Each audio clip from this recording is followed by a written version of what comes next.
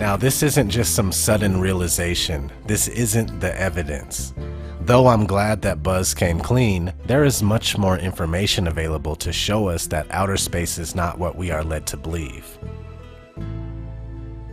Let's go over a timeline that I made. I tried to keep it as simple as possible. Alright, so in 1915, NACA was founded, the National Advisory Committee for Aeronautics.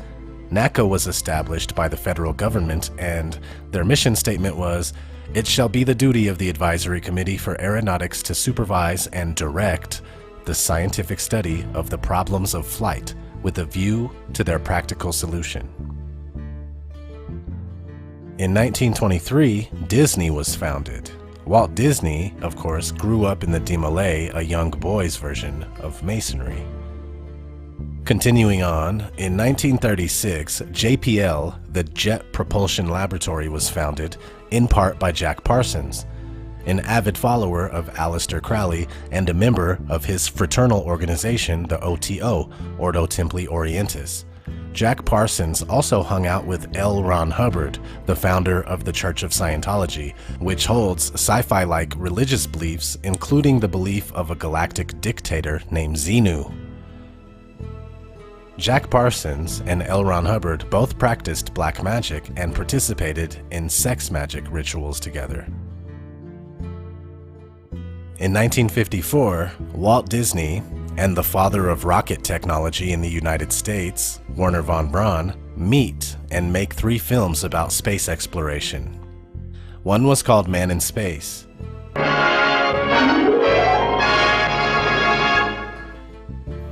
Here to introduce you to this new series is Walt Disney. In our modern world, everywhere we look, we see the influence science has upon our daily lives.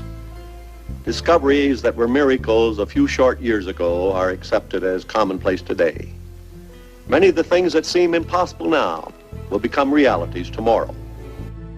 Just a couple years later, in 1958, NACA is transformed into NASA, and the space program begins with projects like Mercury and Gemini.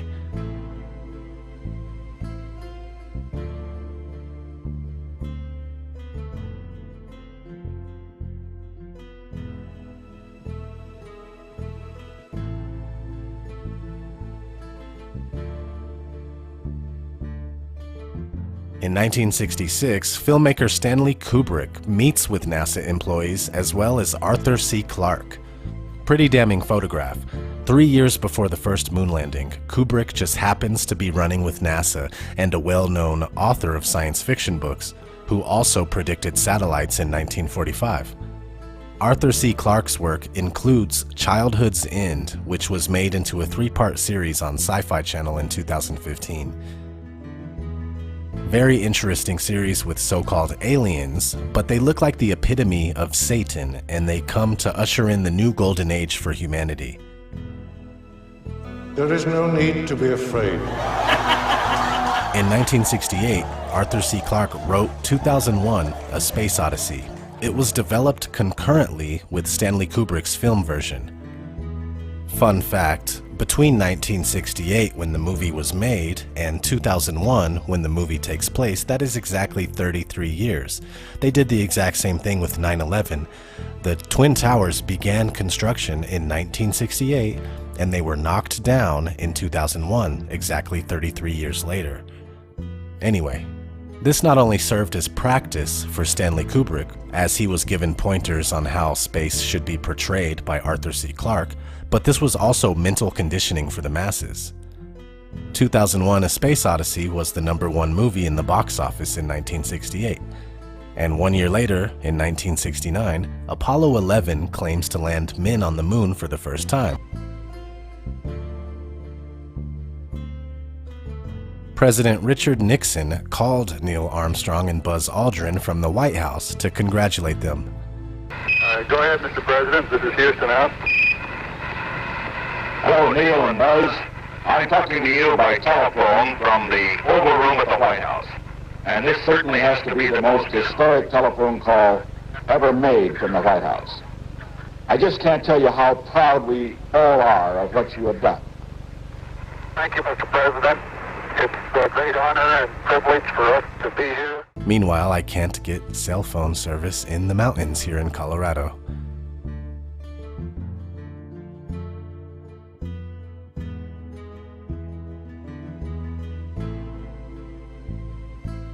Later on in the same year, Apollo 12 lands men on the moon for the second time.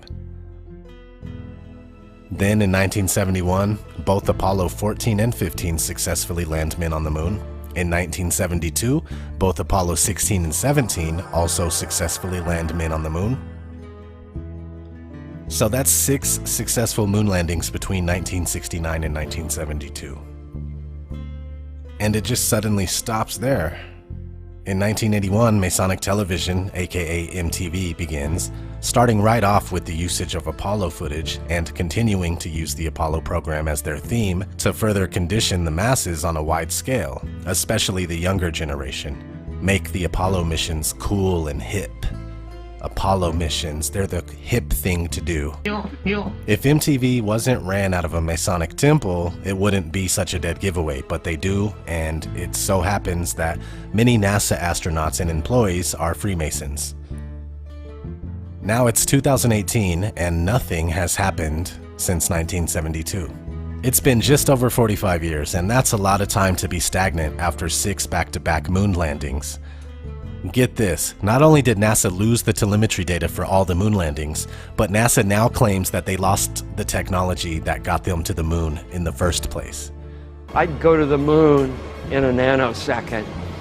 The problem is we don't have the technology to do that anymore. We used to, but we destroyed that technology, and it's a painful process to build it back again. This is why we can't go past low Earth orbit, according to them. Right now, we only can fly in Earth orbit. That's the farthest that we can go. The kinds of technologies that we're testing out on Space Station are definitely helping us with our goals of going beyond low Earth orbit. Early in the next decade, a set of crewed flights will test and prove the systems required for exploration beyond low Earth orbit. And this is really the beginning, I think, of human beings leaving low Earth orbit. But I have a hunch as to why we can't leave low Earth orbit. Dome, dome, dome, dome. Dome, dome, dome, dome, dome. Yeah, so they have conceived this idea of a layer of radiation that acts as an impenetrable barrier. It's called the Van Allen radiation belt, and it's code for the firmament. Another thing is that this radiation belt was present for the Apollo missions, so how did they manage to make it through? Let's ask Apollo astronaut Alan Bean. Any ill effects from the Van Allen radiation belts? No. Now, I'm not sure we went far enough out to encounter the Van Allen radiation belt. Maybe we did. Beginning at an altitude of 1,000 miles and extending an additional 25,000 miles, lay lethal bands of radiation called the Van Allen radiation belts. Every space mission in history with humans on board, from both the United States and Soviet Union, from the first in 1961 to the present, has been well below this deadly radiation field. Mercury, Gemini, Soyuz, Skylab, the Space Shuttle, all maintained altitudes well below 1,000 miles. All except Apollo. I don't know the distance to the Van Allen radiation belt, and if we did, it wasn't a problem. If we were going to encounter it, then we would have had to build the spacecraft and the spacesuit to not give humans a problem. You don't just build something and hope it works. You study to see what the threats are, the environment is, and then you say, how thick do I have to make the metal on the spacecraft so that going through this kind of radiation or these kind of meteoroids, it won't get hurt. And so then we build it that way. The belts are 1,000 miles to 25,000 miles above the Earth. Then we went right out through them. No effects on your cells? Didn't even know it. I don't think anybody, well, maybe somebody said you went through the radiation belt, but we didn't feel it inside, and we didn't get any, added radiation. So when you're looking at this timeline, this is the timeline of deception with the space programs of the world, pretending like outer space is a real thing. And you can add in 1928, Richard E. Byrd started exploring Antarctica. And and he explored it for years and years and years, and in 1956 was his last expedition to Antarctica. So we can add those two things to the timeline. And just 3 years after Richard Byrd's last expedition to Antarctica, the Antarctic Treaty was established in 1959, just 1 year after NASA was founded. So when you really look at this and pay attention to all this stuff as a whole, you can see that we're being lied to. It seems that they have found the limitations for how far we can travel on this Earth plane and how high we can go in the sky. But don't just take my word for it. I want you to research this. Whether you believe me or you don't believe me, research it for yourself. It becomes very clear that something is going on with the establishment of the Antarctic Treaty right around the time NASA was founded to gatekeep space. It's all there. Just do your own research. Trouble in space this morning as the International Space Crew attempted a spacewalk outside the station. Here's a live look at the astronauts. Well, I don't believe those are astronauts. Yeah, Where's their spacesuit? My question is, through your career and your writing and your acting, you've inspired so many people to enter the sciences. How do you balance science with science fiction? Well, they're both the same. Wow, Neil Armstrong.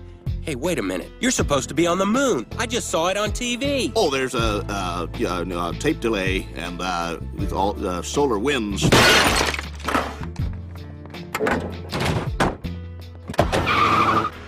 She always loved the pictures. It's an old federal textbook. We've replaced them with the corrected versions. Corrected? Explaining how the Apollo missions were fake. In the years to come, these samples, and those from the remaining Apollo missions, would continue to yield clues to the history of the Moon and its companion, Earth.